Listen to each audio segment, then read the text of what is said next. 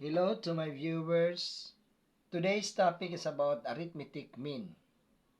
This maths is intended for grade 10. So I have here, find the indicated term in arithmetic sequence. So for letter A, first term is given, which is negative 3. And then the last term is equal to 30.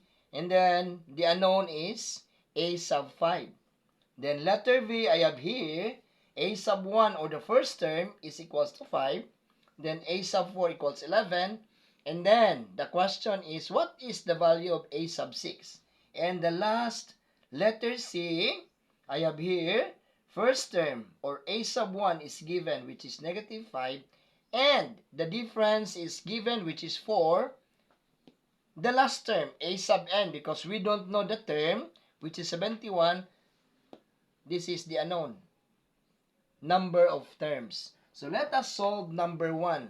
Take note, we are still in arithmetic sequence. Okay, formula for arithmetic sequence.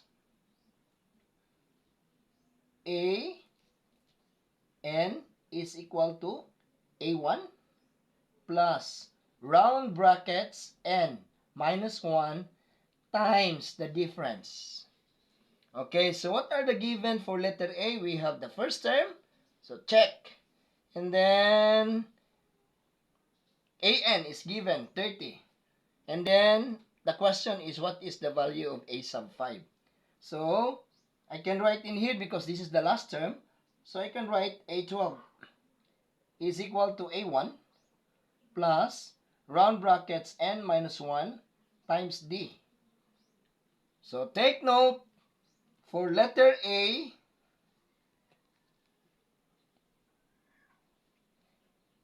sub 12 is 30. And then my first term is negative 3.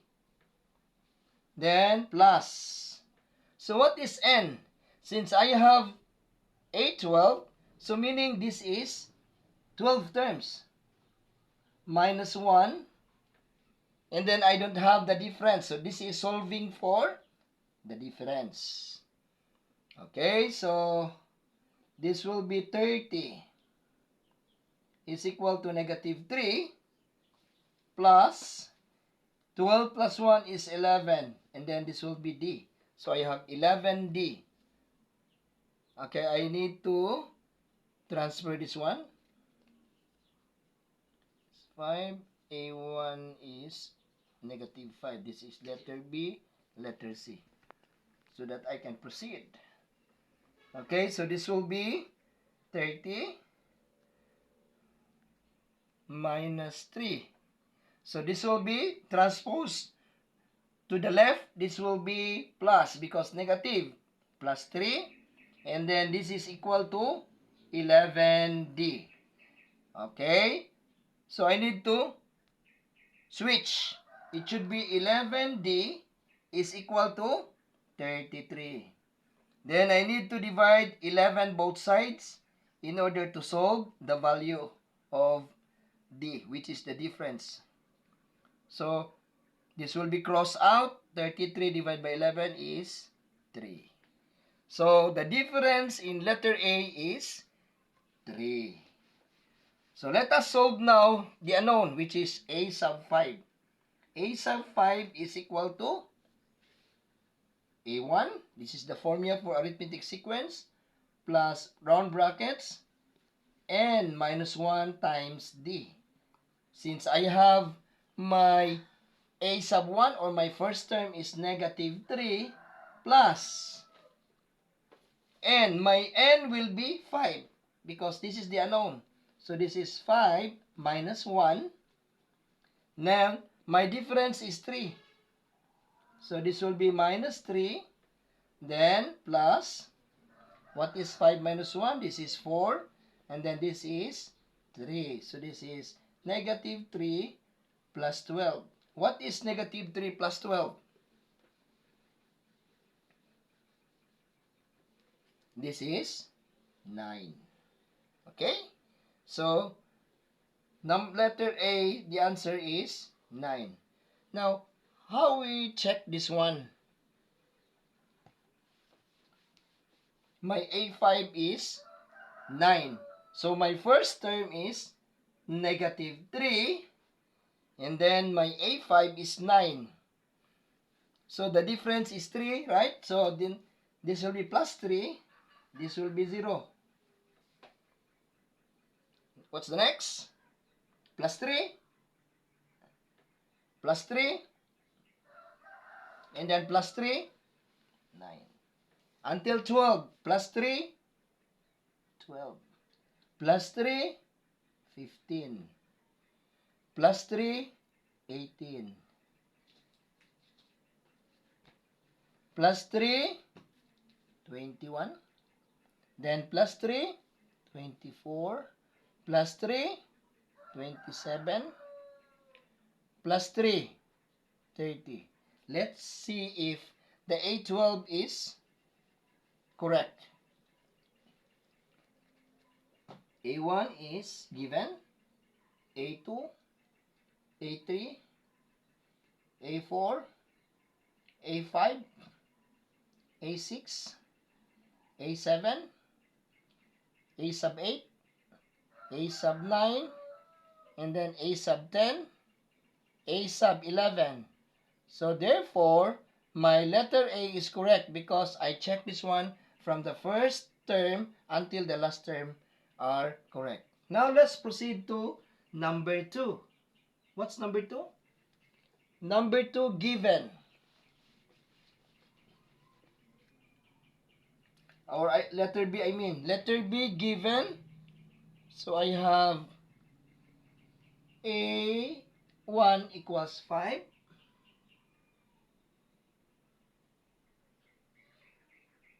I forgot. A1 is 5. Letter V, the given are A sub 1, or the first term in arithmetic sequence is negative 5. And then A sub 4 equals 11. The unknown is A sub 6. Again, arithmetic formula, arithmetic sequence formula is AN is equal to A1 plus round brackets N minus 1 times D. Now, in this problem, we don't have difference. So, that's why we need to solve first the difference before solving A sub 6. Okay. I will use A sub 1 and then A sub 4 to solve the difference. So, this will be A sub 4 is equal to A sub 1 plus round brackets N minus 1. So, what is my N? Since this is A sub 4, so meaning this is also 4. Minus 1 times D. By the way, I need to substitute this one, right? So, this one will be A sub 4 will be 11 is equal to A sub 1 is negative 5 plus 4 minus 1 times the difference. So, this will be 11 is equals to negative 5. 4, take away 1, that is 3 times D. And then solving for the difference, this will be 11 transposed to the left, this will be plus 5 is equal to 3D. And then divide 3 both sides. In order to solve the difference, this will be crossed out. Now my difference is, this is 16. Okay, so this will be 11 plus 5 over 3. This will be crossed out. So D will be 11 plus 5 is 16. So my difference in this letter will be 16 over 3. Now, let us find the terms. So, this will be negative 5. And then, what's the next? Difference will be only plus. So, negative 5 plus 16 over 3. So, this will be over 1. And then, LCD. This will be 3. 3 divided by 1 is 3.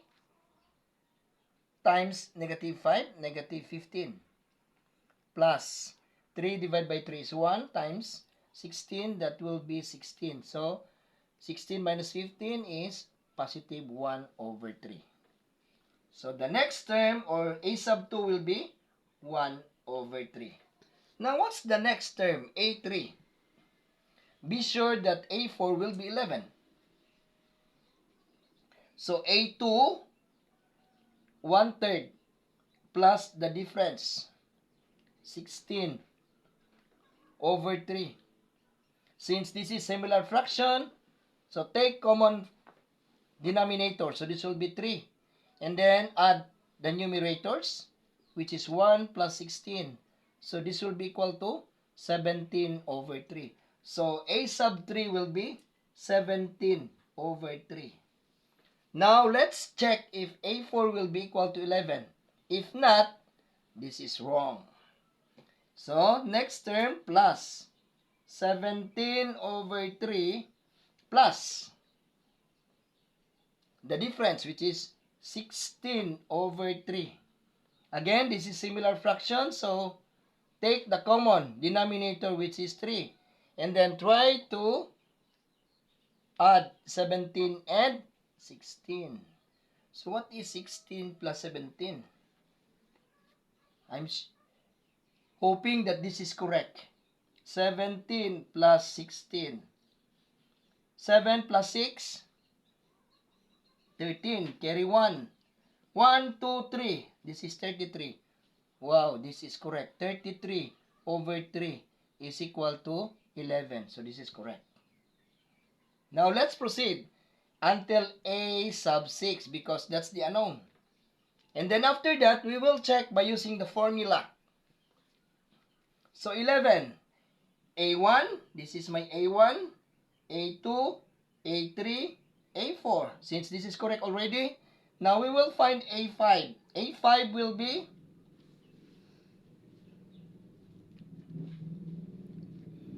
11 plus the difference will be 16 over 3. Since I don't have denominator, so I will put 1. Then find the LCD, because this is the similar fraction. LCD will be, just multiply that 1. That will be 3. 3 divided by 1 is 3. Times 11, 33. Plus 3 divided by 3, 1. Times 16, that will be 16. Now what is 33 plus 16? 3 plus 6 is 9. 3 plus 1 is 4. So I've got 49 over 3. So that is my a sub 5. 49 over 3. Then the last, a sub 6. A sub 6 will be 49 over 3 plus the difference, 16 over 3. Again, LCD? No need LCD, because this is similar fraction, so take the common denominator. So that will be 3, and then add 49 plus 16. 49 plus 16. So 49 plus 16, 9 plus 6 is 5, 15. Carry 1, 65. This will be 65 over 3. Can we divide 65 over 3? 65 divide by 3. I think it cannot be divided. So my a sub 6 is 65 over 3. Now let us solve this one.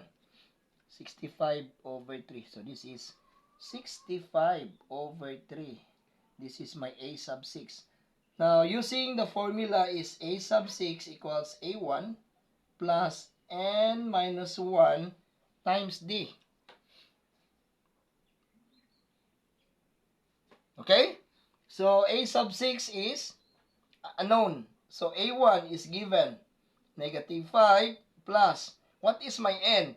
N is 6. Then minus 1. What's our difference? Before? 16 over 3?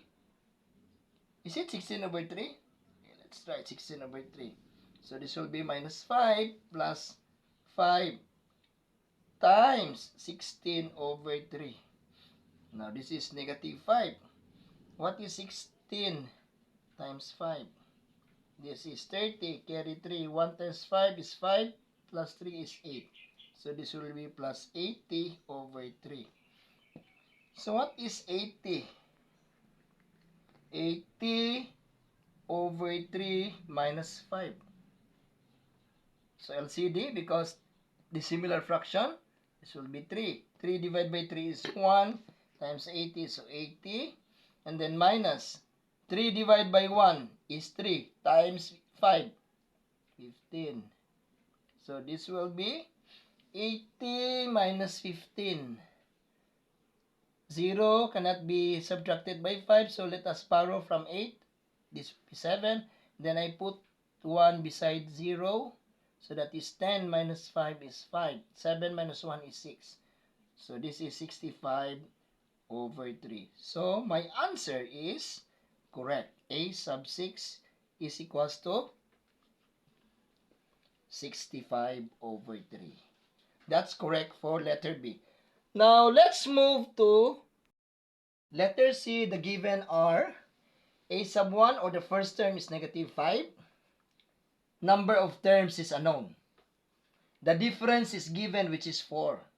And then we don't know the last term. That's why this is written as n sub n, because we don't know the number of terms. So this is equal to 71. So how to solve the number of terms, or n? So using the arithmetic sequence formula, this will be an is equal to a1 plus round brackets n minus 1 times the difference. So I will use this one. So this will be an, which is equal to 71, is equal to negative 5 plus round brackets. N is unknown, and then I will put minus 1. Difference is given, which is 4. So this will be 71 is equal to negative 5 plus, using our distributive property, so let us distribute this one. 4 times n is 4n. And then distribute also to negative 1. This will be minus 4. So this will be 71. Negative 5 will transpose to the left. This will be plus 5. Is equal to 4n. Sorry, there is 4. Sorry, there is 4. So it should be plus 4 also. And then this will be equal to 4n. So sum up this one. 71 plus 9. 1 plus 9 is 10. Carry 1, 80. So this will be 80 is equals to 4n. To solve the value of n, let us divide by 4 both sides. Cross out. N is equal to 80 divided by 4. How many 4 do I have in 8? I have 2. And then multiply is 8. Take away, that will be 0. 0 divided by 4, that will be 0. And then multiply, subtract, that will be 0. So my number of terms is 20. So that's all.